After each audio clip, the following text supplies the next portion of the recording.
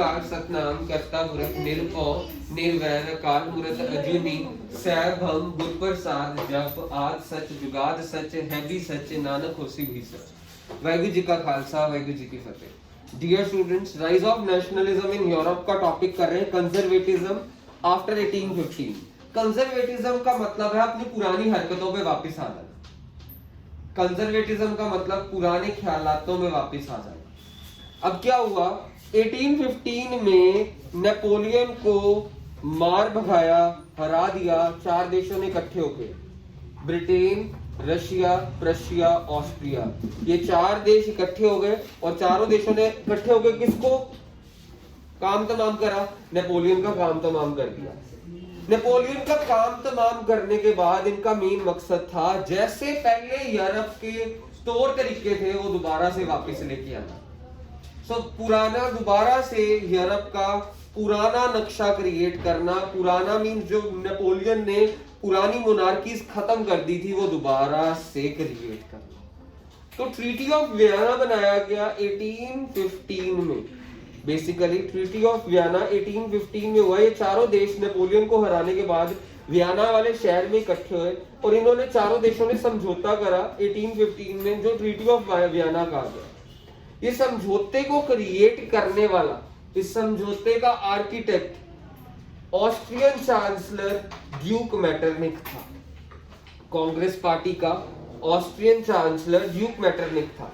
अब ये तय हुआ इस ट्रीटी के अकॉर्डिंगली कि जो नेपोलियन से पहले यूरोप में एक बर्बन डायनेस्टी थी उसको रिस्टोर करा जाए। फ्रांस को सारी टेरिटरीज लूज करनी पड़ेगी।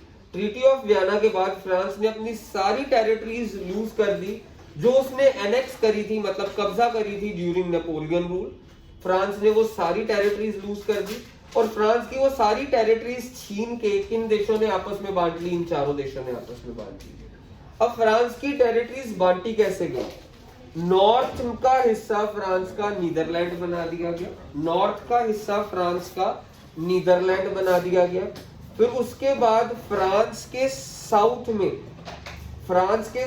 में एक शहर है जिनोवा, उसे पीडमोंट का हिस्सा बना दिया गया। फ्रांस के नॉर्थ में नीदरलैंड बना दिया गया। फ्रांस ने बड़े सारे कब्जे कर रखे थे।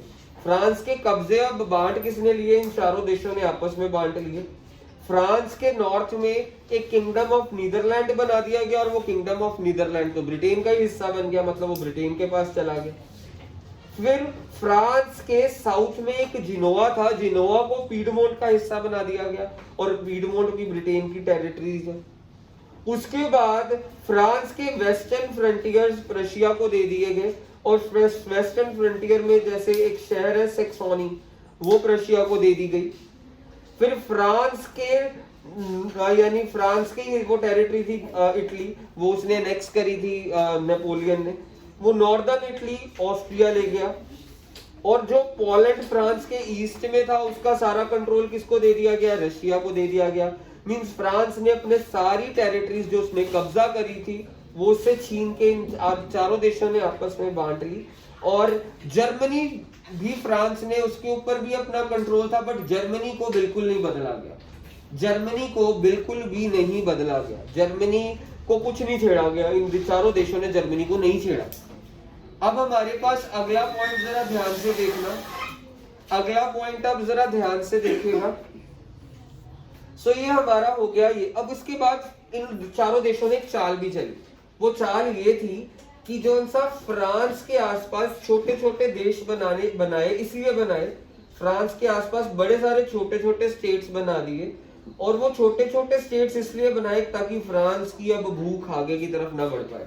ये ना हो कि फ्रांस अपनी पुरानी हरकतों पे वापस आ जाए और सभी जगह अपने पैर ही पसारे जाए। अब क्या होगा, बड़े छोटे छोटे देश हो गए, पहले इसके साथ लड़ेगा मतलब इसके साथ भी लड़ाई मोल करेगा, इसके साथ भी लड़ाई मोल करेगा। इसीलिए छोटे छोटे बड़े सारे स्टेट्स उसके आसपास बना दी गई ताकि वो कब्जे वाली आदत उसकी खत्म हो जाए। क्योंकि अब एक इसके साथ अगर पंगा लेता है मतलब ऑटोमेटिकली अब ये भी उसके साथ पंगे में आएगा, ये भी उसके साथ पंगे में आएगा। मीन तीनों इकट्ठे होकर इसको फिर हराने की क्षमता रख सकते हैं। सो इसीलिए उसके आसपास छोटी छोटी स्टेट्स बनाई गई ताकि उसकी भूख खत्म हो जाए।